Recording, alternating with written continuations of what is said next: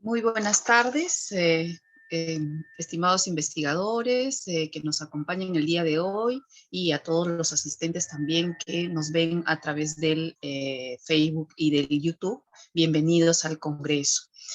En esta oportunidad voy a coordinar la mesa número 12, que tiene como título Etnografía y Estudios Lingüísticos en los Andes.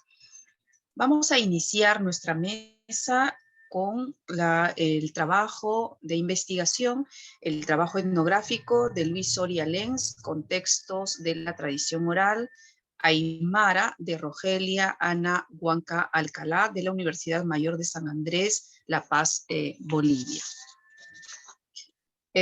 Rogelia, aquí está el... Un minuto, perdón.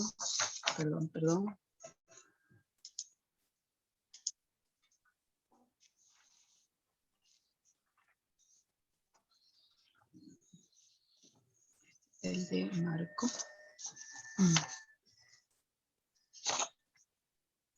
Rogelia nos va a presentar entonces el trabajo etnográfico de Luis Soria Lenz, Contextos de la tradición oral aymara. Le damos el pase, Rogelia. Gracias. Aski Haitukipanaya Hilatanaka Kuyakanaka. Buenas tardes, hermanos, hermanas. Voy a empezar con mi ponencia y me gustaría compartir la pantalla, por favor.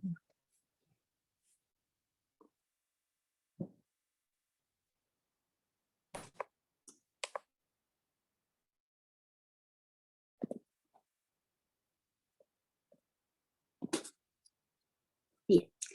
El título de mi ponencia titula El trabajo etnográfico de Luis Soria Lenz, Contextos de la tradición oral aymara. Hasta donde sabemos, Luis Soria Lenz es el primer recopilador sistemático de cuentos, fábulas, leyendas y poemas provenientes de la tradición oral aymara en Bolivia.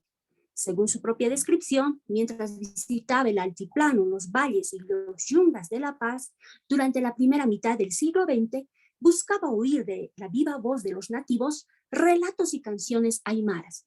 Años después, publicó con cierta regularidad, durante un periodo de una década, una transcripción de esos relatos y canciones. Luis Soria Lenz, que fue además de etnógrafo, amateur, sacerdote, profesor y escritor, nació en La Paz en 1898 y murió en Cochabamba en 1964. Se desempeñó como párroco en Escoma y en Italaque y fundó varias escuelas rurales en el departamento de La Paz. Figura como socio de una academia aymara. Fue vocal del folclore del Consejo Municipal de Cultura de La Paz en 1954 y retornó a la vida religiosa en 1957. Publicó buena parte de sus obras en revistas, periódicos, boletines, sobre todo en Bolivia, pero también en Argentina, Colombia y México. Casi todas sus obras y sus ensayos se centran en la cultura aymara. Tanto sus ensayos como el resto de su producción, Soria Lenz sugiere una conexión directa, no mediada, con el pueblo aymara y la cosmovisión andina. Y lo hace para reivindicar una sabiduría autóctona y la inteligencia de la cultura aymara. Siguiendo esta línea, esta ponencia se ocupará en describir y analizar el trabajo etnográfico de Luis Soria Lenz, Contextos de la tradición oral aymara. La información etnográfica que ofrecen las fábulas aymaras la podemos apreciar a través de la vestimenta, la alimentación, las plantas medicinales, la descripción de aves, entre otros. En la década de los 50 del siglo XX, Luis Soria Lenz reúne una serie de textos que formalmente son fábulas, leyendas y poemas, provenientes de la tradición oral aymara boliviana, y los publica dispersamente en los periódicos La Razón, El Diario, La Nación y en las revistas Collasuyu, Jana, Inticarca y Cordillera, todas de la ciudad de La Paz. Antes de que se publicaran, Soria Lenz, al parecer y según su propia descripción, lo escuchó de boca de los nativos y en su lengua vernácula, en visitas al altiplano, los valles y los yungas del departamento de La Paz. Después de oírlos, los transcribía de memoria y luego, mucho después, los reproducía en aymara y en castellano, y tal como dice el autor en sus notas al pie de la página, de la manera más fidedigna posible. En los relatos y poemas de la tradición oral, podemos descubrir cómo entendían su mundo los aymaras. La tradición oral se puede entender como un corpus de testimonios hablados y cantados que se transmiten en cadena en el eje del tiempo y del espacio, como dice Codensi y Beauclerk. En sociedades como la aymara, que no desarrollaron la escritura, las tradiciones se guardan en la memoria de los hablantes y se difunden principalmente en forma oral. Cuando surge la necesidad de registrarlas, se recurre a la escritura alfabética. De esta distinción surgen expresiones hoy de uso común como literatura oral o literatura de fuente oral.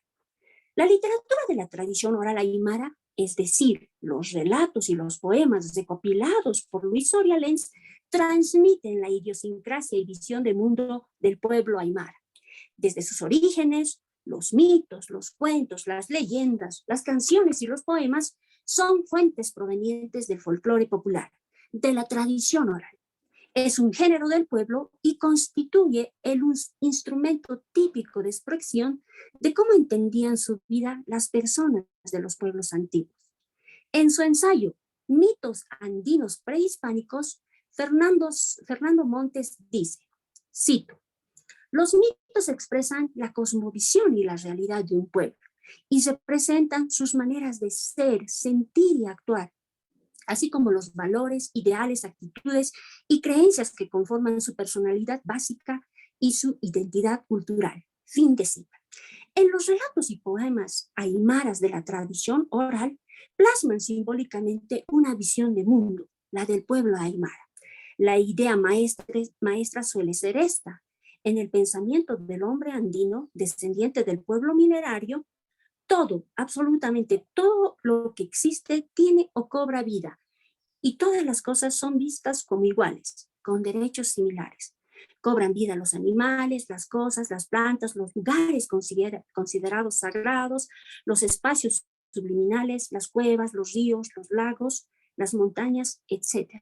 De ahí surge la idea de que en otra hora, en tiempos remotos, los animales hablaban y se comunicaban como las personas. Las fábulas aymaras recreadas por Luis Soria Lenz encarnan, en teoría, los valores humanos y ciertos principios de la cultura andina.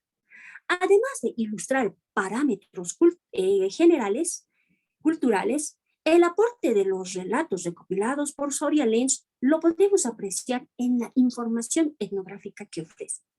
Las fábulas, por ejemplo, arrojan luces sobre cómo entendían, comprendían y vivían su mundo los aymaras.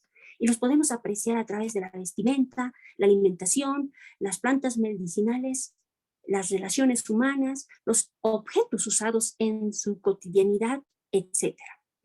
Por ejemplo, se nos informa sobre la vestimenta de la mujer aymara en la fábula Urcumpit Aguayumpita, el traje y el tapado. En esta fábula, dos prendas se quejan y se expresan envidia una por la otra, mientras una de las prendas, prenda de trabajo y de carga llamada Aguayu, reposa tranquila en una de las cuerdas de secar ropa, otra de las prendas, prenda de vestir llamada Urku, acababa de ser dejada en el suelo por Taika, según Soria Lenz. Esta segunda prenda increpa a la primera y ambas discuten sobre quién trabaja más. Otra de las áreas de información etnográfica que el trabajo etnográfico de Luis Soria Lenz ilustra es el de la alimentación, como por ejemplo en las fábulas que se ocupan de la papa y la quinoa, centrales en el mundo simbólico andino. En la choza de una familia aymara, según narra una de estas fábulas, se encuentra un montón de papas apiladas en el suelo y encima de una manta una porción de quinoa, jupa, lista para ser preparada como pesque. Con una intención homicida y presuntuosa, una de las papas se burla de la quinoa, la increpa y le dice que es diminuta e insignificante, y que el hombre aymara pasa por un sinfín de trabajos, antes de poder consumirla. Muy humilde, la quinoa contesta así, cito, sí, respondió modestamente la pequeña jupa. Quizás tengas buena razón. Quizás tengas buena razón, razón buena, Amca, pero debo advertirte que de mis hojas, cuando aún están tiernas, el amo las come como chuña ali. De mis tulas pachatas hace yuca. De mi comi se sirve para lavar sus cabellos y su ropa. Y de mi guiñapo le brinda la mejor cosa. Por último, se me usa como alimento exquisito en miles de formas y como antídoto contra muchas dolencias que suelen aquejar al hombre. Fin de cita. Según la tradición oral andina, el alimento de los nativos es de origen divino. Si la quinoa es el alimento de los dioses, entonces estaríamos hablando de un alimento divino, un alimento que fue traído del cielo. En la fábula Irujichumpeta Kamakimpita, la paja brava y el zorro, se dice que quien retorna de un banquete es el zorro, Kamak. Y la tradición oral andina sostiene que el zorro asistió a un banquete celestial y se trajo varios alimentos, entre ellos la quinoa. En el ensayo El zorro que cayó del cielo de Celia Rubina Vargas, se explica que con la caída del zorro se produce la variedad de alimentos cultivables en la zona andina. Y Morotedes dice, cito, la caída hace reventar al bicho. De su vientre se esparcen los productos que había comido crudos en el cielo y que solo allí existían. Papas, maíz, coyucos, cebada y todo lo que ahora existe para alimento del hombre en la tierra. Fin de cita. En las fábulas compiladas también figuran como datos etnográficos la descripción de aves y plantas medicinales. En la fábula Tulampicho, Jayampita, la tola de las tolas y caña de oro, por ejemplo, se nos expone información sobre plantas medicinales. Dice este relato. La tulantula, arbusto muy lindo y de exquisita fragancia, tiene fama de ser remedio eficaz contra toda clase de enfermedades del estómago, el hígado y los riñones, sean ellas pasajeras como las indigestiones, cólicos hepáticos, constipaciones crónicas como la nefritis, dislexias, disenterías y hasta para curar chulu, cáncer de estómago. Fin de cita. O este texto sobre la caña de oro. Bueno, en esta cita podemos apreciar que dos plantas medicinales de alta potencia curativa, chuquicaya y tulantula, discuten sobre quién es la que más beneficia al hombre. Chuquicaya o caña de oro es una planta medicinal que encierra extraordinarias propiedades curativas. La gente aymara de los Andes la busca como un tesoro valioso para combatir afecciones de los pulmones y otras enfermedades crónicas. El uso de plantas medicinales es común en las zonas rurales y urbanas del Departamento de La Paz, y por medio de la literatura de tradición oral se busca valorar y revalorizar el conocimiento ancestral de los aymaras y la sabiduría ancestral de los colliris, que son los que mejor conocen y saben de plantas y sus usos. A modo de conclusión, el aporte de los relatos aymaras recopilados por Soria Lenz lo podemos apreciar en la información etnográfica que ofrecen. Las fábulas, por ejemplo, arrojan luces sobre cómo entendían, comprendían y vivían su mundo los aymaras en la primera mitad del siglo XX. Luis Soria Lenz asume que la pasión, la voluntad y las ideas de la cultura aymara encuentran una expresión en las fábulas, pero también en las leyendas y en los poemas provenientes de su tradición oral. Y sugiere además una conexión directa, no mediada, con el pueblo aymara y la cosmovisión andina. Y lo hace para reivindicar la sabiduría autóctona y ancestral de la cultura aymara. Gracias. Muchas gracias también, Rogelia. Un trabajo muy importante, de todo el aporte nos has presentado, ¿no? De Luis Soria Lenz. y cómo efectivamente esas fábulas nos permite conocer toda la cosmovisión, ¿no? Sobre los alimentos, sobre la vestimenta. Bueno, más adelante vamos a seguir comentando sobre este trabajo importante que nos has presentado. Muchísimas gracias, Rogelio.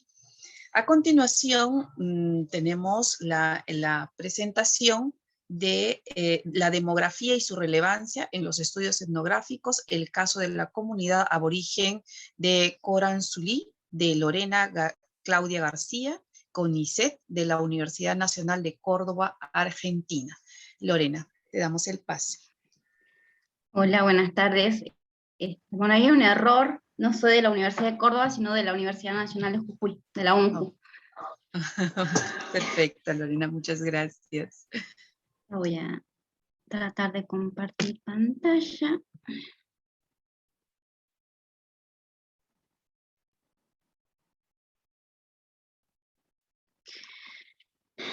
Bien, el trabajo que voy a presentar ahora lo hice en un módulo del doctorado en Ciencias Sociales que estoy cursando. Este año ingresé como becaria al CONICET, y bueno, en este módulo nos pidieron que los trabajos que nosotros venimos haciendo, vamos a hacer en el doctorado, le demos una perspectiva demográfica. Entonces me pareció muy importante sumar a los datos etnográficos que venía recopilando en la comunidad aborigen de Coranzulí, y darle esta visión demográfica para el análisis de las migraciones.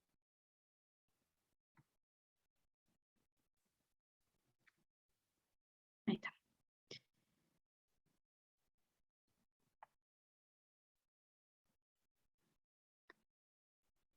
¿Se ve bien? Sí, sí se puede visualizar, Lorena. Bueno, primero voy a decir qué es lo que es la demografía, que es una ciencia que estudia el comportamiento de la población en cuanto a sus dimensiones, el número que hay de habitantes, la estructura en cuanto a sexo y edad, la evolución que tiene que ver con el comportamiento a través del tiempo, las características generales que tienen que ver con cuestiones sociales, como el tipo de trabajo, nivel de educación y el estado civil de las personas. No, todo esto es considerado desde un punto de vista cuantitativo. Y por eso se puede decir que la demografía es una ciencia social, porque no solamente trata de datos biológicos, como los nacimientos y la mortalidad, sino también cuenta con datos sociales, que son las emigraciones y las inmigraciones. Dentro de los estudios demográficos se le hace una crítica a la demografía, porque es una ciencia que trata los datos duros, es decir, desde esta visión cuantitativa.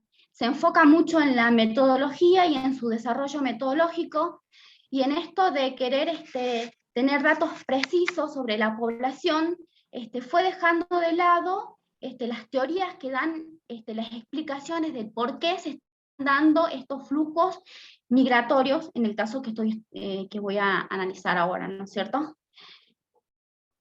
Y es un desafío que está asumiendo la demografía y los nuevos demógrafos, como nos decía el doctor Carbonetti, que hizo el módulo, que se está trabajando para que los futuros demógrafos se enfoquen más en las teorías que den explicación al por qué se están dando estos datos. No solamente centrarse en el dato duro, sino también en las explicaciones sociales del por qué se dan los flujos migratorios, determinados tipos de nacimiento, y cómo va evolucionando las poblaciones a través del tiempo. Y por esto, la demografía se ha servido a lo largo del tiempo de otras disciplinas, ¿no es cierto?, como la sociología, la economía, la antropología, y todos estos trabajos interdisciplinarios y transdisciplinarios le fueron dando como la pata teórica que le hacía falta a estos análisis y estos datos duros de la demografía, ¿no es cierto? Y en este caso, bueno, la antropología y los datos etnográficos, como las entrevistas, las observaciones participantes que fueron haciendo investigadores a lo largo del mundo, fueron explicando a través de teorías sociales el por qué sucedían las migraciones, y fueron dando distintas causas y explicando cómo era el comportamiento de estas poblaciones a través del tiempo. Bueno, lo que yo analicé fue la comunidad aborigen de Coranzulí, que se encuentra en la provincia de Jujuy, a 70 kilómetros desde el departamento de Susques, que es uno de sus accesos, y también tiene otro acceso a través del departamento de Rinconada. Bueno, esta comunidad está en la Puna, en la región fitogeográfica de la Puna, es una región de altura que se ubica entre los 3.000 y los 4.000 metros sobre el nivel del mar. Generalmente las pasturas que se encuentran son ralas, son arbustos, y tiene también una amplia amplitud térmica diaria, que es lo que los pastores, todas estas condiciones climáticas, van a utilizar para su rotación de pastoreo, ¿no es cierto? Una de las principales preocupaciones que fui viendo en las entrevistas, especialmente a las personas mayores de la comunidad, es cómo los jóvenes se van migrando hacia otras localidades, ¿no es cierto? A San Salvador de Jujuy, se van a Salta, a la provincia de Buenos Aires. Entonces van viendo cómo se va desestructurando la vida del campesino. Y otra cosa muy importante que logré recopilar fue la transformación del pueblo de Coranzulí a través del tiempo. Lo que nos iban contando en las entrevistas es que esta comunidad vivía en las zonas que ellos llaman las zonas de altura de campo, tenían su casa, tenían su ganado, en otros sectores más bajos donde el clima les permitía, tenían su chacra. Entonces era un trabajo campesino, tradicional y familiar. Y a su vez estas comunidades compartían lazos de parentesco y crianza con las comunidades vecinas, como por ejemplo la comunidad del Toro, de Santa Ana de Rachaite, la comunidad de Quillaques, y esto se fue transformando a través del tiempo. La población se fue trasladando hacia lo que actualmente de estas zonas de altura se fueron trasladando a una zona más baja, donde es el pueblo que actualmente es Coranzulí. Primero algunas familias, luego el Estado ingresó a este sector, les llevó la escuela, se formó la iglesia, el destacamento policial. Entonces las mujeres y los hombres más jóvenes se fueron trasladando y fueron teniendo su casa en lo que es actualmente el pueblo, porque el puesto de salud y la escuela les quedaba mucho más cerca, y si tenían que caminar la distancia que era entre el campo hasta la escuela donde está actualmente Coranzulí, eran días de camino. Entonces se fueron asentando en lo que es actualmente el pueblo. Entonces tenían dos unidades residenciales, una en el pueblo, la otra en el campo. En el campo generalmente fueron quedando los adultos mayores, y estos hacían unos circuitos para poder seguir con su actividad tradicional, con la cría de animales, la rotación de pastoreo, y también el cuidado de las chacras. Así era la dinámica de la comunidad, y esto también se fue transformando porque el Estado permitió el asentamiento de la mina Loma Blanca en las cercanías de la comunidad. Y esta mina a través del tiempo fue avanzando sobre el territorio comunitario y también fue absorbiendo parte de la mano de obra de la comunidad. Entonces los hombres ya no podían dedicarse a la actividad de subsistencia familiar, que no solamente era para el autoconsumo, sino también era para la venta y para el intercambio de productos con las comunidades vecinas. Entonces, el Estado permitió y avaló el asentamiento de esta minera. Y lo que nos iban contando los miembros de la comunidad, que en estos lugares, en estos límites, la minera va tirando los desechos tóxicos de la mina.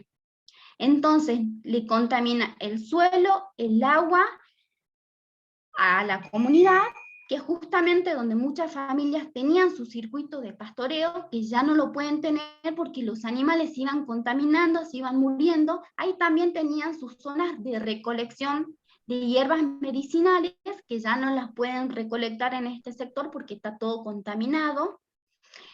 Hicieron numerosas quejas a las distintas entidades encargadas de regular esta situación y de llevar estas quejas al Estado, pero nunca obtuvieron respuesta. La minera sigue avanzando y sigue contaminando la comunidad. Entonces, bueno, ahora voy a seguir con el impacto de las emigraciones en la estructura de la vida campesina de la comunidad.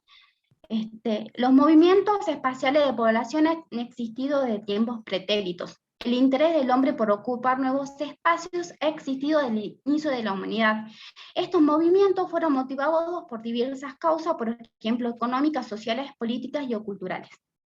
Siempre el hombre se fue moviendo desde el inicio de la humanidad, desde que el hombre fue cazador-recolector, se fue moviendo, trasladando en busca de nuevos recursos, de alianzas, para establecer lazos de parentesco, pero al ingresar, al paso del tiempo, al ir ingresando a la sociedad capitalista moderna, se fueron utilizando distintos mecanismos para que estas poblaciones, especialmente, bueno, la que se ubica en la comunidad aborigen de Corranzulí, vaya trasladándose y absorbiéndose por la sociedad capitalista moderna en las grandes urbes. Una, por la mano de obra barata, por supuesto, y dos, como estrategia para apropiarse de las tierras de las comunidades. Antaño, una de las modalidades para trasladar a la población, como vimos durante el periodo colonial, era a modo de fuerza trasladar a la población, sacarlas de sus territorios y llevarlas a los pueblos de indios.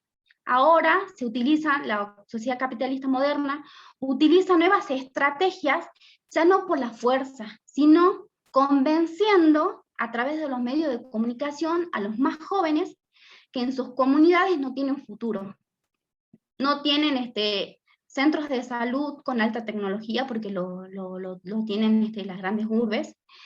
No tienen educación superior, porque también están en las grandes urbes. Y también acceso a la tecnología y también a vínculos sociales, ¿no es cierto? Entonces, los más jóvenes, que son los más vulnerables a este tipo de manipulación ideológica, son los que son expulsados y los que van saliendo de sus comunidades hacia las grandes urbes. Entonces se va desestructurando toda esta vida campesina tradicional, porque en nuestra provincia de Jujuy coexisten la vida de la sociedad moderna, con todo lo que eso implica, y la vida tradicional de estas comunidades, que se va transformando, y principalmente producto de la salida de los más jóvenes.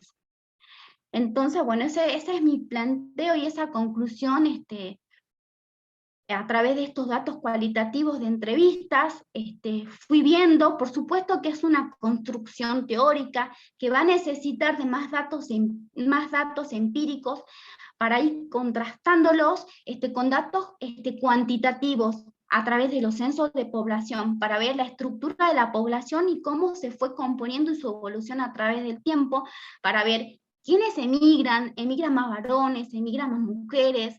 ¿Qué grupo etario está migrando? ¿Y quiénes también se van quedando? Porque eso es lo importante. Lo que vimos a través, o lo que yo vi a través de la entrevista, esta preocupación de los más grandes por esta salida y de que los más jóvenes ya no quieren regresar a seguir con la vida tradicional de estas comunidades, a seguir perpetuando parte de su cultura, sino que son absorbidos por la sociedad moderna.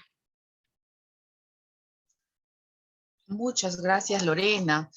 Estamos nosotros muy complacidos con un tan interesante trabajo etnográfico, un trabajo de campo muy importante que has realizado. Bueno, y efectivamente, como lo has señalado, ¿no? Las entrevistas, la observación, estar en el campo te ha permitido recoger este tipo de información y sobre todo dar cuenta, ¿no? Del impacto y de esas implicancias, ¿no? A las que está conllevando esa emigración, ¿no? Y bueno, cómo se desestructura, como muy bien lo ha señalado, ¿no? Todas las tradiciones de la cultura. Muchas gracias, Lorena. A continuación, tenemos la tercera ponencia de esta mesa 12. El título de la ponencia es Metáforas antonimias y refranes en Aymara, la creatividad con palabras compuestas, de Marco Antonio Lobón. Voy a presentar una breve reseña. Marco Lobón Cueva es lingüista. Bueno, aquí dice magíster, pero sé que Marco ya es doctor, ¿no? Es doctor en lingüística. Ha realizado estudios de especialización en la maestría también de lingüística hispánica y lexicografía en la Real Academia Española, Madrid. Bueno, gracias a la beca Fundación Carolina. Es licenciado en Lingüística por la Universidad Nacional Mayor de San Marcos. Candidato a doctor en Lingüística, no, ya es doctor, ¿no? Por la Pontificia Universidad Católica. Marco Lobón también enseña cursos de lingüística en la Universidad Nacional Mayor de San Marcos. Es docente e investigador Carlos Monge 4 y asesor de tesis. Sus intereses investigativos son la sociolingüística y literatura andinas, especialmente de las lenguas aymara y jácaro. Tienes la mesa para poder presentar tu trabajo, Marco. Muchas gracias. Muchas gracias, Yolanda, por la presentación, por esta organización y la coordinación de esta mesa 12. Saludo a los colegas también que están acá presentes. El tema pues propuesto para esta exposición lo que hace es ver el estudio de metáforas, lo que llamo antonimia, es decir, antónimos, refranes en aymara, pero desde el punto de vista de las palabras compuestas. Muchas de las veces se estudia la poesía, se estudia la música, los cancioneros, y él habla de la vida cotidiana desde palabras simples, palabras derivadas, se ven los recursos creativos, pero creo yo que era necesario poner atención un poco a lo que vamos a llamar las palabras compuestas. El objetivo de esta ponencia entonces es describir la creatividad que se tiene con respecto a la formación de palabras compuestas metafóricas, de palabras compuestas antonímicas, que van a ir apareciendo en los refranes. Muchas de estas a veces son producto de lo que vamos a llamar la reduplicación de voces. Hay un principio que nos dice que todas las lenguas presentan palabras compuestas. Por muchos años se ha creído que el aymara, el quechua, el jácaro, incluso como lenguas andinas, no poseían palabras compuestas, es decir, que carecían de estas, pero era a raíz de la falta de estudio de esta creatividad sintáctica que se encuentra en el aymara. En el año 2009, por ejemplo, presento la tesis sobre las palabras compuestas en aymara y trato de escribir toda la formación que éstas presentan, ¿no? Entonces, cuando pensamos en las palabras compuestas, tenemos que ver que hay propiedades que las describen. Por ejemplo, los compuestos, o también llamadas palabras compuestas, presentan un significado. vamos a descubrir que estas tienen un significado a pesar de que se unen dos lexemas. Muchas de las veces el significado no es la suma de las dos palabras, sino que es producto de una reinterpretación que obedece a metáforas. Las metáforas son un recurso que ayudan a crear palabras compuestas. En términos fonológicos, las palabras compuestas se reconocen por la presencia de un acento. Entonces, cuando hay dos uniones de palabras, por más que hay dos uniones de palabra, recae un solo acento. Y lo mismo pasa con el aymara, se ve que hay un solo acento en la formación de palabras compuestas. Bueno, si hay encuentros vocálicos es cuando se fusionan dos palabras, una que termina en vocal, otra que inicia en vocal, y sintácticamente los compuestos constituyen siempre una unidad sintáctica. Por ejemplo, no se pueden separar, hay que se impide el intercambio de constituyentes porque son bloques sólidos, no se le puede insertar morfemas en su interior porque si no descomponen la palabra. Algunas de estas características de las palabras compuestas se puede ver ahora. Por ejemplo, en términos semánticos, vemos que las palabras adquieren un significado. Generalmente, un significado no composicional, es decir, que no responde a la suma de las dos palabras.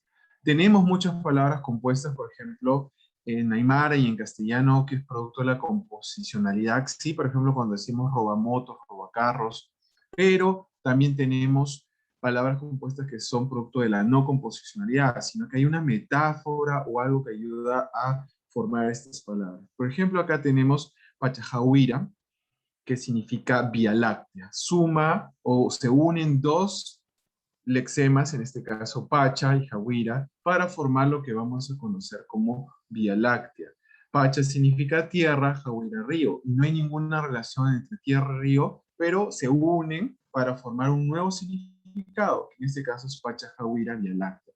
Lo mismo pasaría con Anuchapi, que significa es un tipo de planta, una planta espinosa, que es producto de la unión del lexema anu, que significa perro, chapi, que significa espina. No hay nada en común que pueda unir estas palabras, pero esto sucede en aymara. Son en dos lexemas cuyos significados no son pues transparentes en el resultado del resultado, pero generan la composición de una palabra. Entonces, una de las características semánticas de las palabras compuestas es poseer un significado. Luego tenemos como el criterio fonológico ya mencionado que se posee un acento. Por ejemplo, cayunaza significa canilla y tiene un solo acento. Vemos que es un acento grave el que se presenta, digamos, en la composición de las palabras. Anuchapi, esta planta medicinal, también tiene un solo acento, y Manquepacha, que es infierno, también tiene un solo acento. Como ven, se unen dos palabras, pero se comportan como una sola en la composición o en la formación de palabras compuestas. Lo mismo es con los criterios sintácticos, no podemos descomponer la palabra. Por ejemplo, si queremos pluralizar Anuchapi, tendría que ser Anuchapinaca, pero no podemos poner el plural en medio de la palabra compuesta. Sería agramatical o descompone el compuesto del cual estamos tratando o exponiendo. Lo mismo si queremos modificar a una palabra compuesta con un adjetivo, el adjetivo tiene que modificar a toda la palabra compuesta y no solo a uno de los miembros de la palabra compuesta, sino podría generar significados agramaticales. Por ejemplo, en el primer caso vemos que calapurca significa pues una comida típica, bueno, una calapurca agria, pero si solamente afectara a purca, no estaría pues entendiéndose que este adjetivo califica todas las palabras compuestas. Entonces, esta es una manera de explicar la presencia de criterios de reconocimiento de palabras compuestas. Este estudio lo que pretende es mostrar cómo a través de las palabras compuestas se pueden crear palabras en el habla cotidiana, en refranes, en canciones, en también novelas, poesía, ¿no? El producto de los datos responde a un trabajo de campo realizado. Principalmente me baso en los casos de la variedad de Conima, que se encuentra pues en la bahía de Puno, Esta variedad cuenta con un diccionario, que es el diccionario de Felipe Guaigua, realizado pues en el año 2009, y hay una serie de otros diccionarios que ayudan a buscar datos sin descubrir palabras compuestas también y el significado que tienen estas. Están los diccionarios de Cayo, Carvajal, Hernández y Ramos del 2009-2001, entre otros, ¿no? Muy conocidos como el de Ayala, de Luca, Wagner y Condori, Cotari, Mejía, Carrasco y el mismo Bertonio. Por ejemplo, Bertonio para 1612 propone un compuesto reduplicado que es guaraguara, y él dice que es una palabra compuesta que significa estrella. Entonces, se usa mucho la palabra guaraguara en poemas, en poesías. Y bueno, como ya les he expuesto, para describir que existen palabras compuestas y que estas son palabras compuestas, me he basado en la teoría de Raleigh, Liber, Varela, Walsh y Lang, que definen que la composición es un universal y que se utiliza como un recurso muy cotidiano en el habla. Con respecto a las metáforas, sabemos que Lakoff y Johnson nos proponen que están presentes en las conversaciones diarias. Cuenca y Filferti nos dicen que es un fenómeno tan universal que muchas veces ni siquiera nos damos cuenta del empleo de la metáfora en las palabras y expresiones que tenemos. Así, por ejemplo, propongo acá lo que llamo los compuestos metafóricos. Y los compuestos metafóricos son aquellos cuyo significado final se establece por medio de una comparación. Por ejemplo, habíamos hablado de Pacha Rovira, que es Vía Láctea. Se hace, pues, de algún modo una comparación, ¿no? Hay una comparación donde el camino por el que transcurre un líquido, por ejemplo, hace que esto se asemeje a la Vía Láctea. Y lo mismo pasaría con Guagualucana, que significa meñique, pero vemos que Guagua es bebé y Lucana dedo, pero forma lo que vamos a conocer como el meñique. El meñique se utiliza pues alguna expresión que nos permita comparar el fenómeno que se va a escribir. Entonces, dedo de bebé termina siendo meñique para nombrar una de las partes del cuerpo humano. Entonces, los compuestos metafóricos van a ser producto de la presencia de metáforas que subyacen a la composición de palabras. Y así vamos obteniendo otros. Por ejemplo, amparamuku, que es mano, nudo, conforma lo que vamos a llamar la muñeca. En Aymara, la palabra amparamuku es producto de la organización de mano con nudo. Fíjense cómo mano con nudo termina formando muñeca. O tenemos esta planta donde es perro, anu, hinchu, hinchu es oreja, forma un tipo de planta. Fíjense que no es la suma necesaria de las palabras, sino que es una interpretación a partir de la reunión de estas dos palabras. Y muchos usan en Aymara la palabra chuima. Chuima corazón, por ejemplo, chuima chacata, significa olvidadizo. Literalmente es perdido del corazón. El que pierde el corazón es el olvidadizo. Chuima Hatsuta. Chuima Hatsuta es enfermo del corazón. También es para las personas estresadas. Entonces, lo que literalmente significa volteado el corazón, termina siendo pues una persona que está enferma, que está estresada. Y estas palabras con chuima se utilizan mucho en la literatura. Chuima chacata, chuima hatsuta, para poemas, cuando alguien quiere mostrar pues una melancolía acerca del amor no correspondido o algo que se ha olvidado, y se utilizan pues estas palabras. Es curioso pues cómo se van formando estos compuestos metafóricos. Como mostramos hace un rato, Cayunaza, por ejemplo, está unido por pie y nariz, ¿no? Entonces, pie y nariz terminan por formar lo que se llama canilla. Lo mismo pasaría con Anuchapi, por ejemplo, perro más espina termina formando una planta medicinal. Y Manquipacha, que es pues adentro más tierra, termina formando el significado de infierno. Vean que no es la suma de palabras, sino que es pues toda una interpretación que se hace de las palabras. Por ejemplo, Calachuima, que es una persona de corazón duro, es muy utilizado para las canciones. Por ejemplo, tenemos ahí la referencia que Calachuima en las canciones tradicionales aymaras, recopilado e interpretado por Félix Paniagua Alós, en un trabajo que estudia, en este caso Alan Mamani en el 2018, nos muestra que Calachuima es el título de toda una composición de canciones. Y calachuime es una palabra compuesta que significa pues corazón duro. Las personas de corazón duro, insensibles, como suele traducirse en la glosa hacia el español, los insensibles son los calachuima. En el cuento, por ejemplo, Panigilazulca, donde pues se habla de dos hermanos, un hermano mayor que posee, o un hermano que posee riquezas, y un hermano que no posee riquezas, que está vinculado con la pobreza, aparece también la palabra calachuima. Es una palabra compuesta, también para describir pues esta insensibilidad que se da y se presenta en el cuento. Entonces, las palabras compuestas van apareciendo en la literatura, se van utilizando, por ejemplo, en el último libro de Mauro Mamani y Alan Mamani, vemos que hay una serie de, digamos, poesía, donde Pachamama es una palabra compuesta. Huayna Pachana, uno de los poemas de Alan Mamani llamado Jauira, que es como el tiempo seco, se traduce como noviembre, esa es una palabra compuesta. O en los cuentos de Ubaldo Quilla, por ejemplo, tenemos Yampu Amuyo, del pensamiento suave, es un tipo de pensamiento, o Imiyacayu, que es la niñita, es una palabra compuesta, o Guaraguara, como ya les dije que Bertonio nos daba cuenta de la estrella, ¿no? Que es una palabra que lleva siglos de existencia pues dentro del Aymara, o Tuxa Tuxa, un tipo de planta como en el poema de César Machaca aparece. Entonces, las palabras compuestas van apareciendo en la poesía, es cierto, van apareciendo en la creación literaria, pasan desapercibidas. Entonces, mi intención es como visibilizarlas para que ustedes vean pues que es un recurso que se utiliza en la literatura.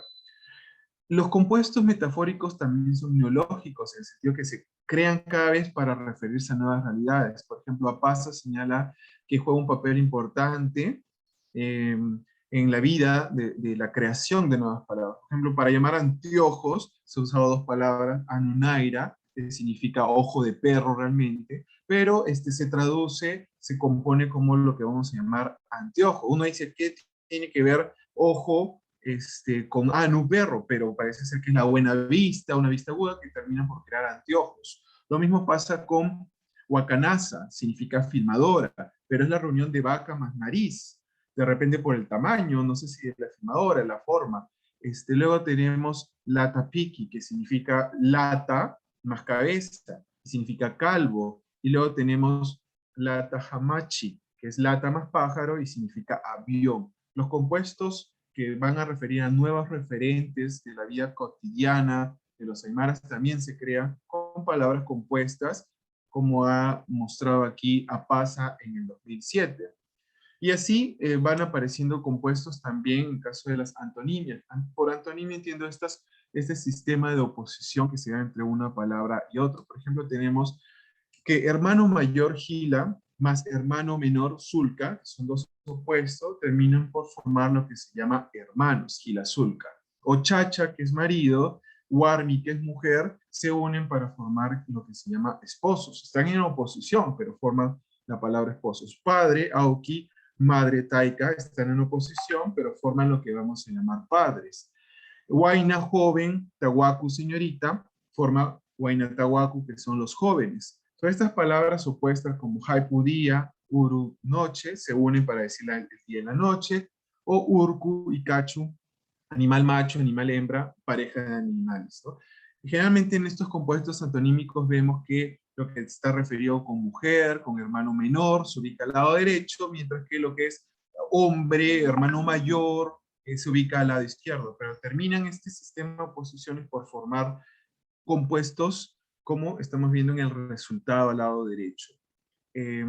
Todos estos compuestos también es otro grupo que va apareciendo al lado también de los onomatopéyicos. Muchas de las formas compuestas son productos de onomatopeyas. Por ejemplo, la imitación del sonido que produce un pájaro como liqui, liqui, liqui, ha formado el compuesto liqui, liqui para referirnos a centinela, tanto por la pronunciación que escuchamos o creemos escuchar de esa ave.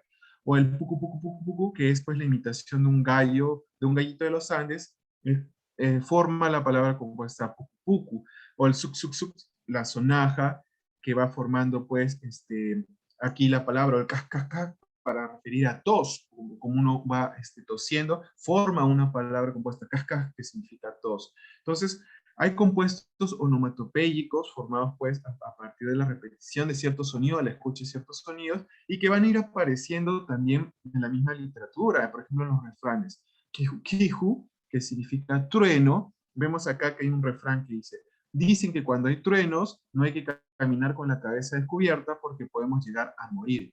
Y vemos que la palabra kiju, kiju, que es producto de una onomatopeya, ha formado este compuesto y aparecen en esos refranes. Lo mismo, como le decía, con el ave, ¿no? En este caso, liquiliqui. En el segundo ejemplo, como se ve, pues dice janiwa, liquiliquiruja, calampi, jacuñati. Como continúa, dice, dicen que no se debe arrojar piedras a los liquiliqui porque suelen traer la lluvia. Fíjense que se nombra al ave. Liquiliqui es un ave, que es pues nombrada a partir de la reproducción de una onomatopeya, pero ha formado compuestos y se utilizan en los refranes.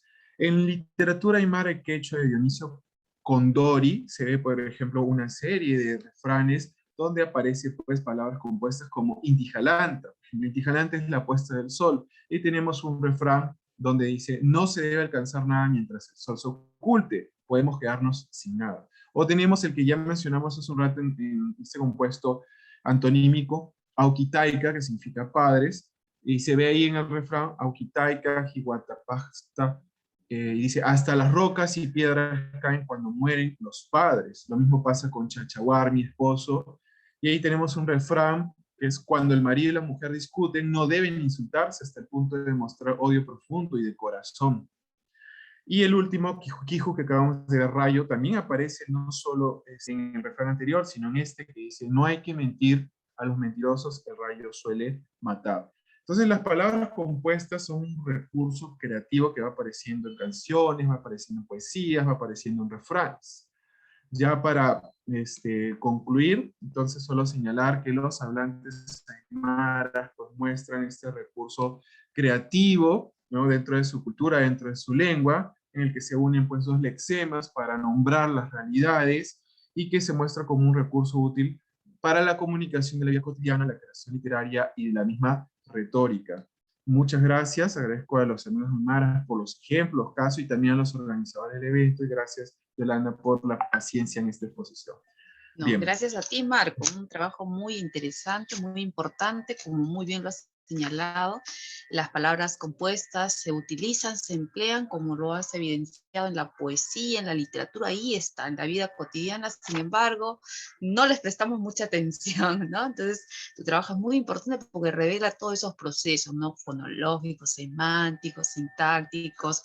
Y por ahí apareció Shulka, y de por ahí proviene mi apellido Julka. Ya en otro trabajo conversaremos sobre ello. Muy bien, muchísimas gracias, Marco. Bueno, nos acompaña Marcos, seguimos en la mesa. A continuación tenemos la presentación, está con nosotros Luis Rojas Tello, Nicolás Cuya Arango. El título de su ponencia es Los enunciados de la adivinanza quechua presentan aparente contenido referencial sexual o erótico. A ver, por aquí está. Muy bien. Lucio Rojas Tello es docente del Departamento Académico de Lenguas y Literatura de la Facultad de Ciencias de la Educación de la Universidad Nacional de San Cristóbal de Huamanga. Su especialidad es lengua española y literatura, pero también, ¿no?, es especialista en educación bilingüe intercultural. Es magíster en educación bilingüe y doctor en ciencias de la educación. Actualmente dicta cursos en pre y posgrado, ¿no?, lingüística andina, lingüística hispánica y educación intercultural bilingüe. Ha publicado un texto universitario quechua. Asimismo, diversos artículos científicos en revistas indexadas. También comparte esta presentación, este trabajo, con Nicolás Cuya Arango. Él es director del Departamento Académico de Lenguas y Literatura de la Universidad Nacional de San Cristóbal de Huamanga, Ayacucho. Es doctor, ¿no?, por la Universidad Nacional de Educación Enrique Guzmán y Valle. Es docente de quechua, docente también de pregrado y posgrado, es capacitador de Plan CAT en educación. Ha publicado diversos trabajos, por ejemplo, el diccionario Achacala en el 2002, asimismo análisis e interpretación de la literatura oral quechua en el 2008, guía de prácticas de quechua 1, 2, 3 y 4, así como ha publicado diversos artículos en distintas revistas. Muy bien, muchas gracias. Bienvenido Luis y Nicolás. Les damos el pase. Muchas gracias. Muy buenas tardes a todos los participantes en esta sala virtual. De igual manera, un saludo fraterno a Yolanda Julca Estrada, quien conduce este evento académico de mucha importancia. En quechua es Erimay Kuyaykichik. Buenas tardes, estoy saludando. Chasquillayki. Bien, con la alegría de siempre de difundir nuestra lengua y cultura, nosotros trabajamos una investigación cuyo título es Los enunciados de la adivinanza quechua presentan aparente contenido referencial, sexual o erótico, Unchdo, Ayacucho 2020. Muy bien. Empezamos con el planteamiento del problema. El problema que presentamos aquella vez que nos planteamos, los enunciados de la adivinanza presentan aparente contenido referencial, sexual o erótico, es nuestro problema. Problemas específicos, los enunciados de la adivinanza que son distractores porque nunca representan, que se expresan en forma literal. Los enunciados de la adivinanza quechua son altamente connotativos, que exigen una comprensión inferencial. Del mismo modo, tenemos los enunciados de la adivinanza quechua son de referencia sexual o erótico. Muy bien, y nos planteamos los siguientes objetivos. El objetivo general, analizar e interpretar los enunciados de la adivinanza quechua que presentan aparente contenido referencial sexual o erótico. Ese es nuestro objetivo principal. Y los objetivos específicos es analizar los enunciados de la adivinanza quechua, que son distractores semánticos que nunca se refieren a lo que expresan en forma literal. Del mismo modo, analizar en forma literal los enunciados de la adivinanza quechua, que son altamente connotativos, que exigen una comprensión inferencial, y por último, analizar e interpretar los enunciados de la adivinanza quechua que son altamente connotativos de referencial sexual y erótico. Muy bien. Tenemos los resultados. Los resultados. En la presente investigación, los datos recolectados de los enunciados de adivinanza quechua presentan aparente contenido referencial sexual o erótico, Ayacucho 2020. Se realizó el análisis del contenido semántico e interpretación, y se puntualizó. Quechua. Así presenta la adivinanza quechua. Caspi, Sati. Liwi, Yuxi. Esa es la adivinanza. Ahora, esta adivinanza traducido al español, mete muy rígido y sale flácido. ¿Qué es?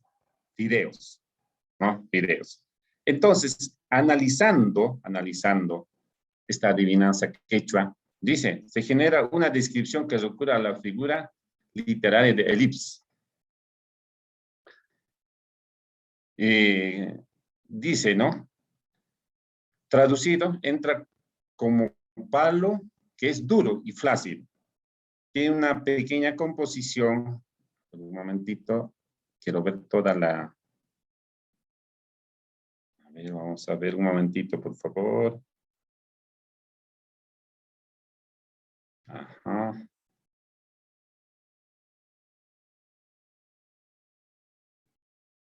Un momentito, por favor.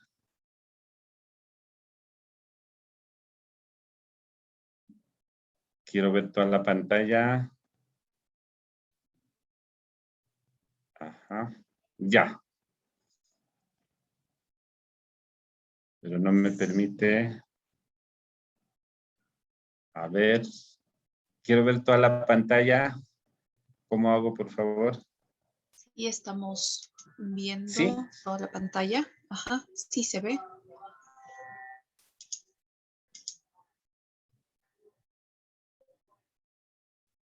¿Sí? Sí, sí se ve toda la Ya. pantalla. Vemos. Ajá. Ya. Ya. Entonces, continúo entonces. Ya. Dice, en quechua la respuesta es firius. Traducido al español, rígido sale flácido. Fideos. Inmediatamente nos conduce al contenido erótico. Pero esto tiene una pequeña composición concebida y resumida en 6 palabras formado por 2 versos, cada uno de 6 sílabas, culminando con una igualdad de sonidos. En su breve enunciado hay imágenes de algo que no se dice abiertamente y que debe ser descubierto. Desde luego, una adivinanza tiene... Luego, tenemos 2. Tuta, chichuco, punchao, huachaco. Muy frecuente. Inmediatamente nos referimos, ¿no? En castellano, de noche se embaraza y de día da a luz. ¿Qué es? Es una cama. Y en quechua es el cahuito. Descripción del acto de concebir en la noche y como consecuencia el nacimiento durante el día. Da vida a los seres inanimados, dando la figura literaria de animismo. ¿Ya? La temática del texto tiene relación con objetos de dormitorio correspondiente a la casa.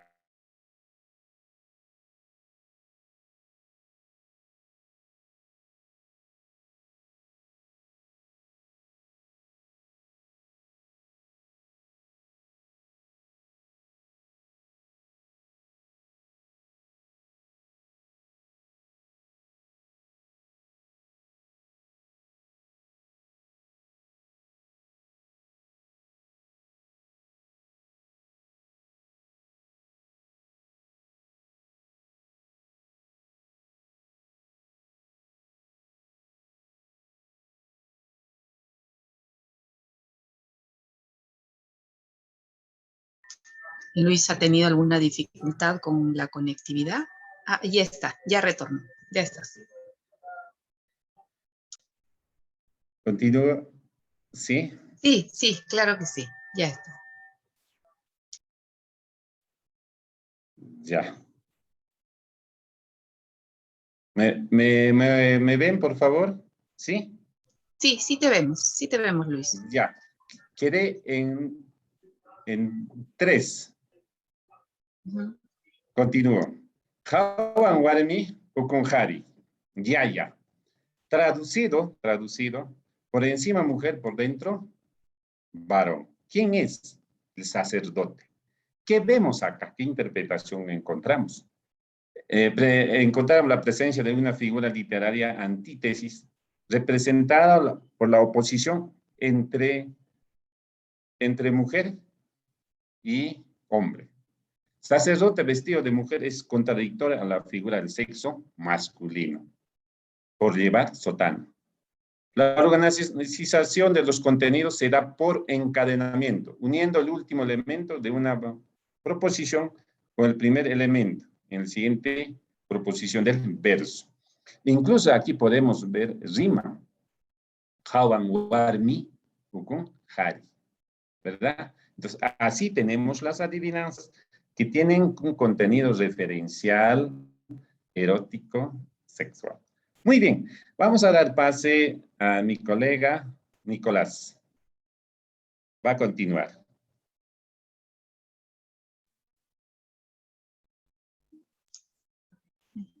Nicolás, ¿comparte o compartes tú, Luis? ¿Sí? ¿Va a continuar con esta Sí. misma diapositiva? Comparte, por favor. Sí, compartes, por favor. Yaykichik llapallaykichikta, ñuqa Huamanga llaqtamanta nopaykuykichik llapallaykichikta.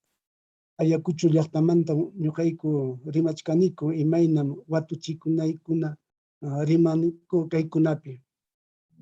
Mis saludos a todos ustedes desde la ciudad de Ayacucho, desde las pampas de Ayacucho y de la cultura Wari. Bienvenidos, Por favor, la bienvenidos, diapositiva, Nicolás. por favor.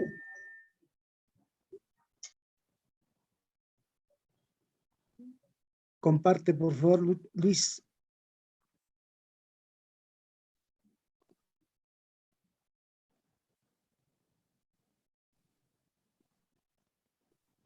Allí. No sale la diapositiva, no leo.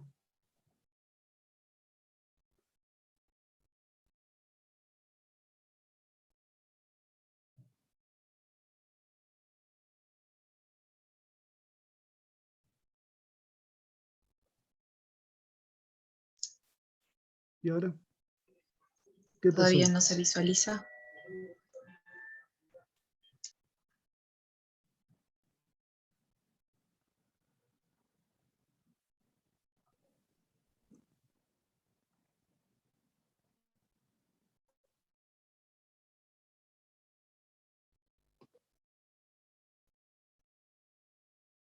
Tiene problemas. ¿Y ahora? ¿Usted tiene las diapositivas? No me ha enviado a mí no me envió. O si no, en su pantalla nada más lo puede ver. Ahí está. Ya está cargando.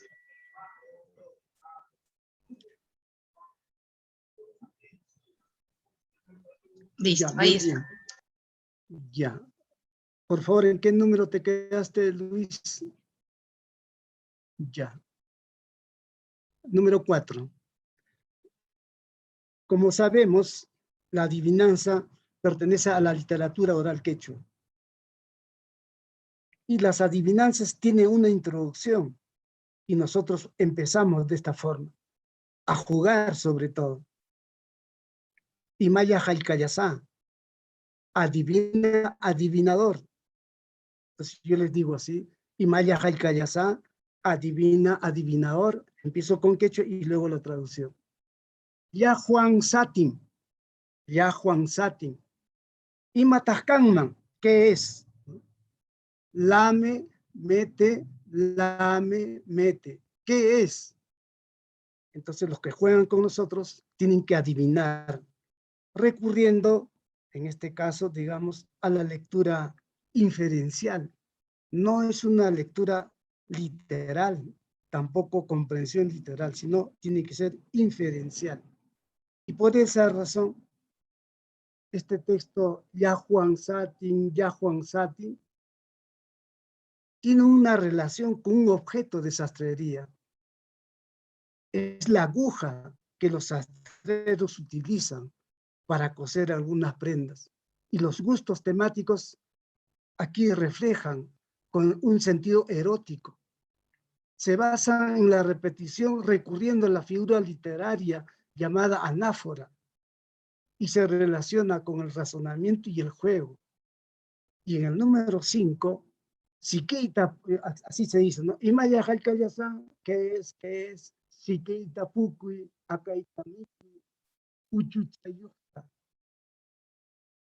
Traduzco esta adivinanza, pero no tiene el mismo gusto como en la lengua misma, ¿no? Sopla mi poto, come mi caca con su ajicito. ¿Qué es? Fogón. Entonces, si nosotros analizamos, aquí se enumera una serie de elementos de un solo paradigma o ideas que son de ayuda, de distracción y figura literaria que aparece acá, hipérbole, es decir, por adición de los verbos ukui y mikui. El número 6, Simi Manakiruyo. La respuesta sería, Imayajal Kayasa, Simi Manakiruyo, Imatas Kanman. Entonces la respuesta es Araca, en quechua. Traduciendo al español, la boca sin dientes. ¿Qué es boca sin dientes? La respuesta sería vagina. Entonces aquí nos representa aparece oración negativa, la palabra mana o la partícula mana con el sufijo posesivo yu. Es una figura literaria de comparación, símil, que en realidad esta expresión de 3 palabras, solamente 3 palabras, que es altamente connotativo, exige, claro, una comprensión inferencial de contenido erótico. Número 7, Hanchis. Imaya Halkayasa, me contesta el que acepta mi juego, dedo mana chiyuyo. Entonces la respuesta, ¿qué es? ¿No? Lani. En castellano, el dedo sin uña. ¿Qué es? ¿Qué es? Dedo sin uña. Dedo la respuesta, ¿no? Entonces aquí nos menciona una parte del cuerpo humano, el dedo, una parte de la mano. ¿Qué denota? Dice que este dedo no tiene uñas, no tiene uña. Son distractores semánticos porque nunca se refieren a lo que se expresan en forma literal. Recurren a la figura literaria llamada metáfora. 8. Imaya Haikayasa. Ischupa chupimpi yamapa yupi. La respuesta chupi o araca. Traducción: en el centro del ichu, huella de la llama. La respuesta sería de esta adivinanza vagina. Aquí encontramos dos secuencias, el fondo y la marca, ¿no? En el sentido de que se refiere a la huella, ¿no? A la huella que deja el auquénido llama, ¿no? Menciona en ese sentido, haciendo una comparación con la huella que deja la llama.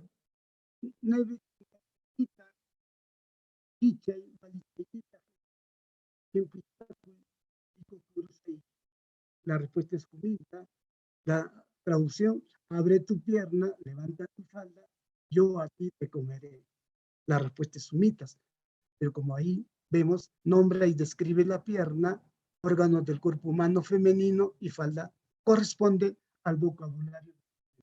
Palabras y calificaciones que modifican al verbo levantar y comer, en las que hay ingeniería. Siguiente caso,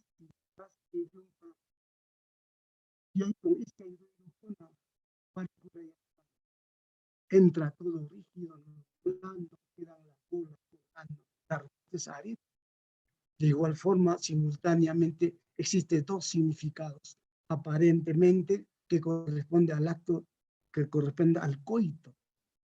La temática del texto tiene relación con objeto que tradicionalmente se refiere a las alhajas y adornos de la mujer, que corresponde, por ejemplo, la respuesta arete. Número 11. Se refiere a fibra. Entre pelos se soban. La respuesta sería pestañas. Se percibe una descripción de encuentro de 2 realidades de vellosidad que conlleva a una idea soterrada de intimidad. 12.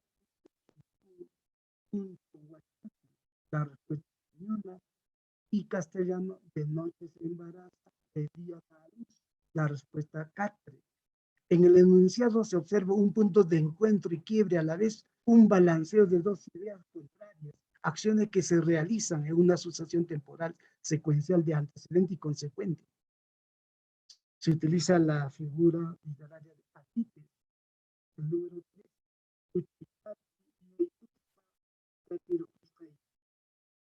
Usuta. Castellano, sentado en el voy a la respuesta constituye una forma de inducción de un miembro sobre otro agente que recibe. Nos conlleva una comprensión literal aparentemente sexual. Se refiere a colocar los pies en la ojusta en posición. La siguiente, por favor.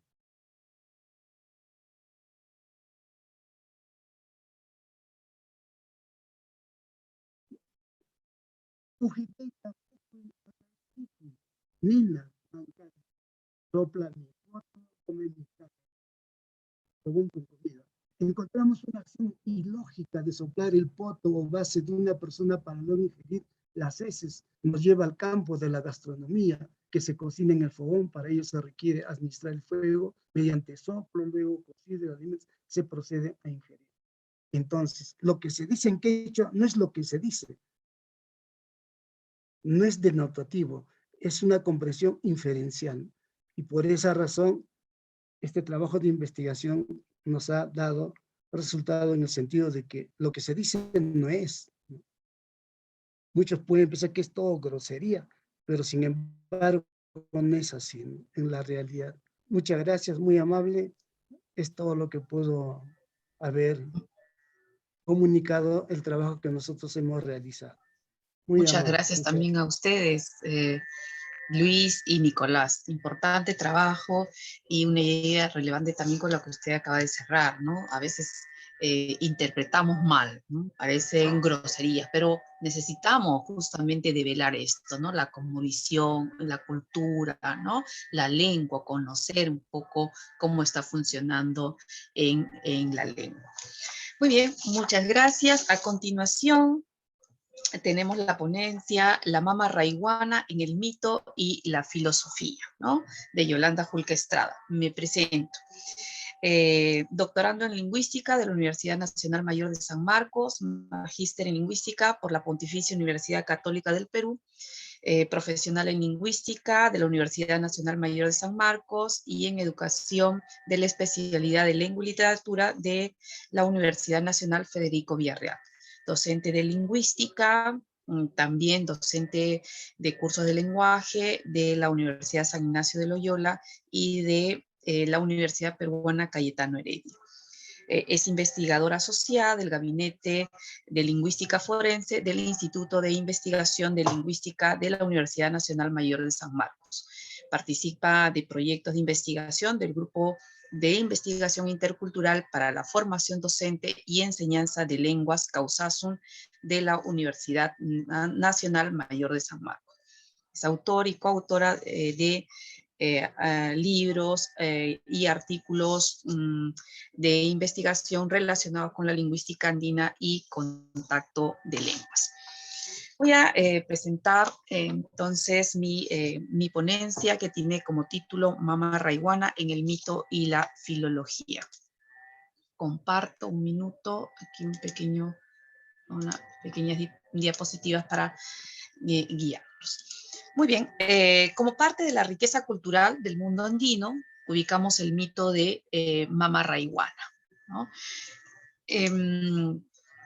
La bibliografía relevante o bibliografía o fuente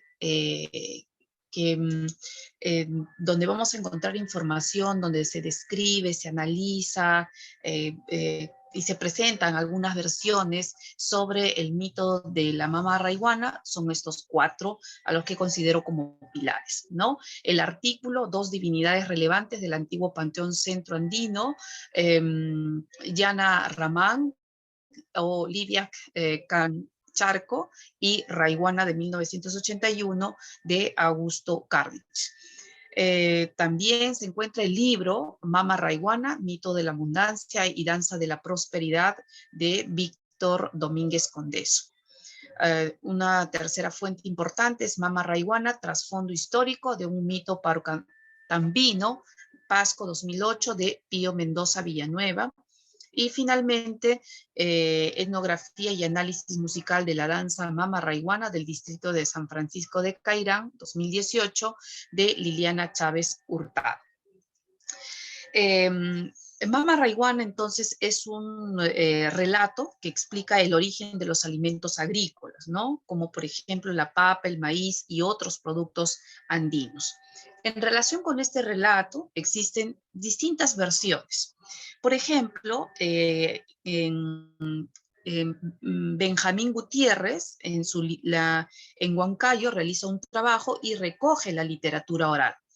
En esta versión, explica lo siguiente, ¿no? Dice, Pachacamac envía a Mama Rayguana a poblar la tierra, que en poco tiempo da a luz un bebé. Lo deja al cuidado de las aves, pero estas lo matan porque lloraba mucho. Desaparecen su cuerpo en pedacitos y lo entierran en distintos lugares. En poco tiempo brotan de estos espacios los productos agrícolas que los campesinos cultivan. Existe otra versión donde se dice que los hombres fueron castigados con la hambruna, ya que maltrataban a los alimentos, a las papas, las quemaban en las ollas, las tiraban al suelo, las hacían podrir, ¿no? De esta manera o de este modo, ¿no? La papa, el maíz, el oyuco y otros productos andinos, ¿no?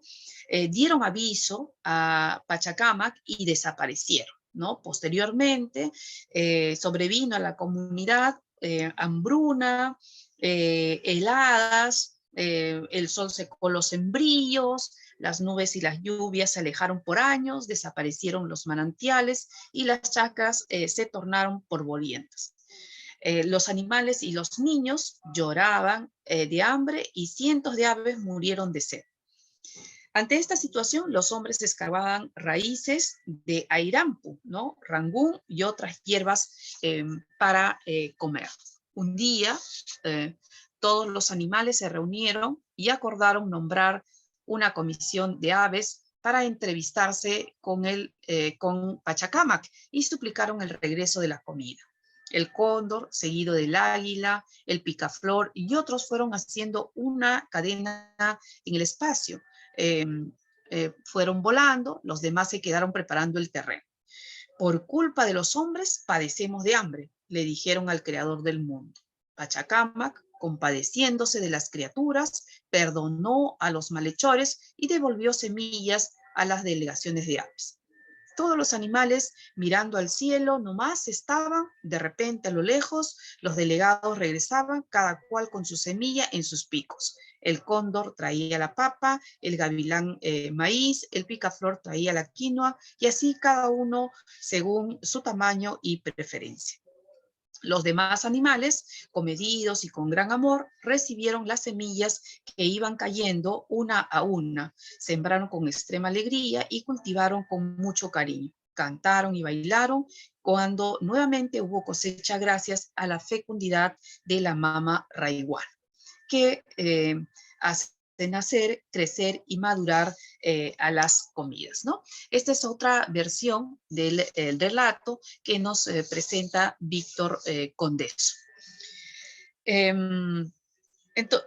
Existe también otra versión en Huánuco, en la provincia de Guamalíes, donde se señala que en una época se castigó al hombre con una etapa de hambruna. Luego volvió. Esto debido a las guerras entre los antiguos pobladores. Entonces Pachacámac los castiga, ¿no? Y les quita los alimentos. Lo que podemos observar de manera breve en estos relatos es que es la diosa raiguana, es una diosa, una deidad proveedora de los alimentos. Al respecto, Kardich explica que es una deidad celeste de la Sierra del Centro y del sector meridional de la Sierra Norte. Bueno, en realidad es una, ¿no?, de deidades también, a diferencia de Pachamama, que es la deidad del sur. En relación con esto, Kardich también nos dice lo siguiente, ¿no? El carácter relevante está dado por constituir una diosa de los alimentos de origen vegetal, más propiamente de los cultígenos. Es como un ente primordial en la aurora de la agricultura, una diosa del Neolítico, y este sería en un nivel más temprano aún, pues en los Andes los cultivos se fueron generalizando ya en el llamado arcaico o proto-neolítico.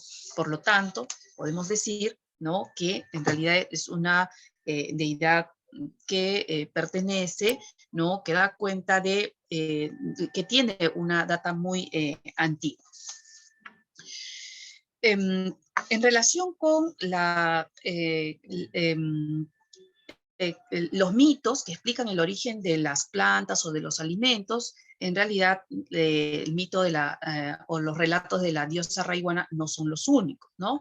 También hay otros relatos. Por ejemplo, Fray Antonio de la Calancha, en su crónica moralizadora, registra el mito de Pachacámac, donde esta deidad andina se venga del dios Sol. descuartizando al niño que engendra en su mujer y luego lo sepulta, brotando más tarde de él las plantas que conocemos actualmente. Toribio Mejía, también en la cuenca del Marañón Ancashino, habla acerca de la mujer Achicay, ¿no? Quien en persecución para comerse a los hermanitos cae del cielo por obra del ratón que se come una parte de la soga, ¿no? Pasado el tiempo, de sus restos brotan las plantas. La explicación del origen de las plantas es otra versión. En el extremo sur de Perú y Bolivia, ¿no? César Itier nos presenta el relato del el zorro del cielo, ¿no? En este da cuenta de plantas cultivables brotadas del despedazamiento del cuerpo del zorro. Este astuto animal, transformado en varón, había cometido adulterio con una mujer casada y en su fuga hacia el cielo cae por la obra del ratoncito que corta la zorra. Después del cuerpo van a brotar las plantas. Entonces, como observamos, hay distintas versiones, no solo en el relato de la diosa Rayguana o de la mama Rayguana, sino también vamos a encontrar otros relatos que dan o que explican el origen de las plantas o de los alimentos. Este relato, ¿cómo se mantiene? Los relatos, los mitos, también se mantienen a través de otras formas de representación. Una de esas formas es a través de la danza, ¿no? De acuerdo con Mendoza, 2008, este mito se divulga y subsiste a través de la danza de carácter agrícola en la sierra de los departamentos de Pasco, Junín, Huánuco y Lima. Pero no descarta localizarla en otras zonas donde se cultivan distintos productos. Por su parte, Domínguez, 2013, la califica como la danza más antigua de Huánuco y Pasco. A través de ella se escenifica la siembra de los productos andinos. Los pueblos practican esa danza para no sufrir de hambruna. Uno de los personajes principales de esta representación es la mama Rayguana, quien representa a la madre tierra. Es la que porta las semillas de granos y tubérculos. A su alrededor bailan distintos animales, felices por los alimentos que se les va a proveer. Uno de los colores que destaca en las prendas de la divinidad es el color rosado. Su vestimenta consta de una falda rosada con pliegues blancos en la cintura, una cata, mantita, ¿no? Multicolor, un tul en la cabeza y cuelgan de su espalda mazorcas de maíz, papa y otros granos. Domínguez señala que el nombre deriva de una variedad de papa denominada Rayguana. Este producto se caracteriza, ¿no?, por los matices de color rosado, ¿no? Aquí en la imagen vemos ahí la papita Rayguana, efectivamente en una feria, ¿no? Dentro de la diversidad de papas que tenemos en el Perú, hay una que tiene ese nombre, ¿no? Rayguana, y ahí está de color rosadito, ¿no? Entonces, este producto se caracteriza por los matices de color rosado. También resalta el hecho de que en Huánuco se encuentra la mayor variedad de danzas agrícolas, ¿no? Esto le permite plantear que esta zona es el centro de difusión del mito.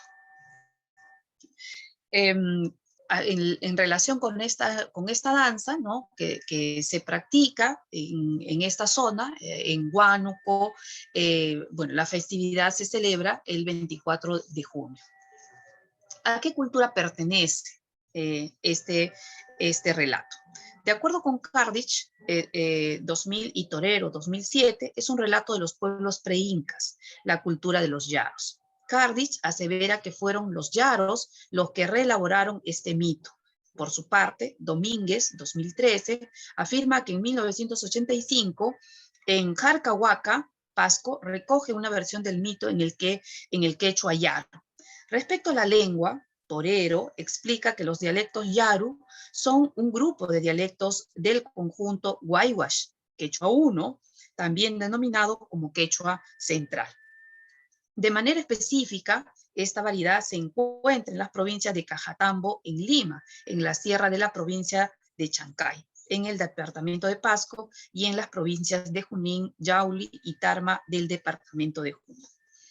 En relación con la etimología y significado de la palabra, Mendoza, 2008, cita algunas tesis, variedad de ave al que los pobladores denominan pájaro raiguano o ruigo.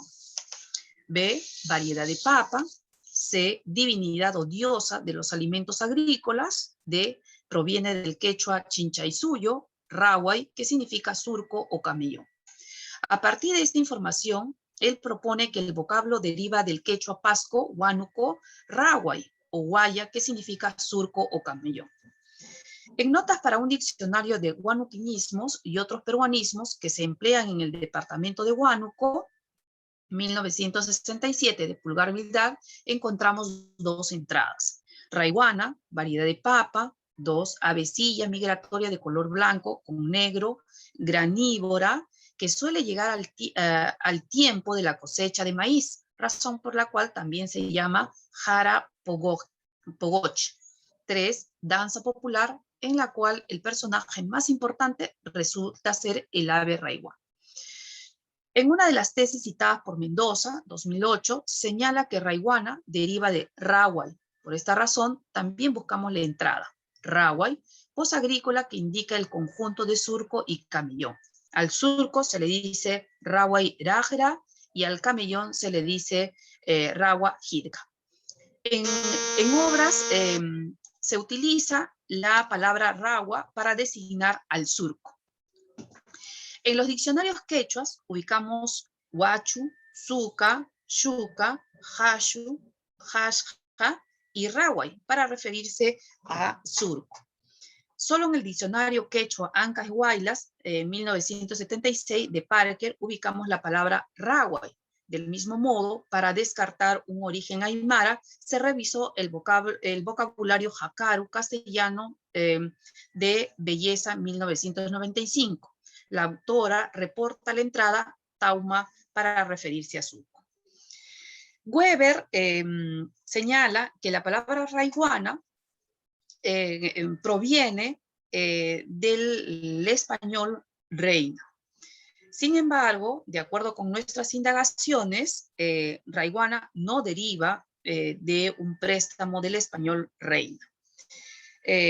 Sin embargo, nosotros consideramos o planteamos la hipótesis, ¿no?, que raiguana más bien es la protoforma y no como se señala raway. Ya que en esta secuencia ray, es decir, esta vocal central y esta semiconsonante, ¿no?, esa concurrencia, existe en el protoquechua, ¿no? Por ejemplo, en el Lexicon Protoquechua de Parker, 1969, 2013, se registra la entrada jaiwa, ¿no?, para referirse a caigua, y podríamos decir que hay un par, inclusive ahí hay un par mínimo, ¿no? Pero también hay otras palabras con esa secuencia en la protoforma.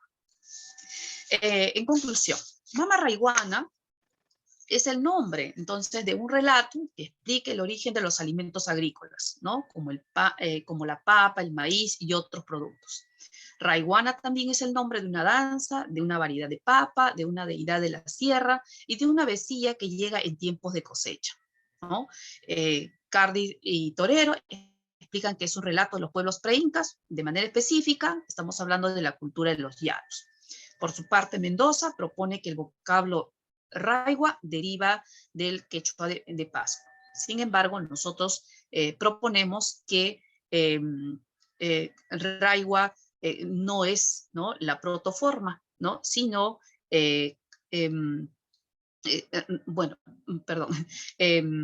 guaya, perdón, raway o guaya, ¿no?, que significa surco camellón. Sin embargo, consideramos que raigua es la protoforma, ya que la secuencia existe en el protoquechua. Muchas gracias. Muy bien, voy a dejar de compartir. Entonces, damos por cerrada esta mesa y no sé si hay algunas preguntas, comentarios.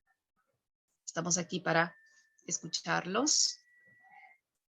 ¿Alguien desea comentar o formular alguna pregunta a algunos de los integrantes de la mesa? Sí.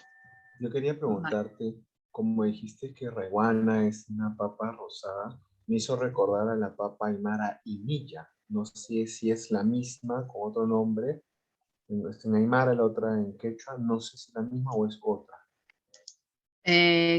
No he visto en aymara la papita, pero esta papa sí, imilla, no he encontrado o he buscado, en todo caso, en el aymara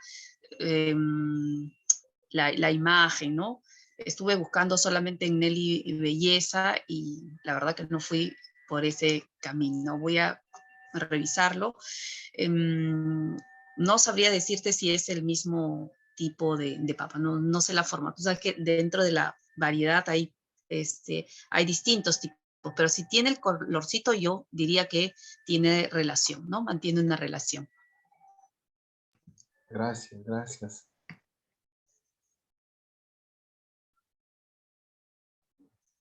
¿No? No hay ningún otro.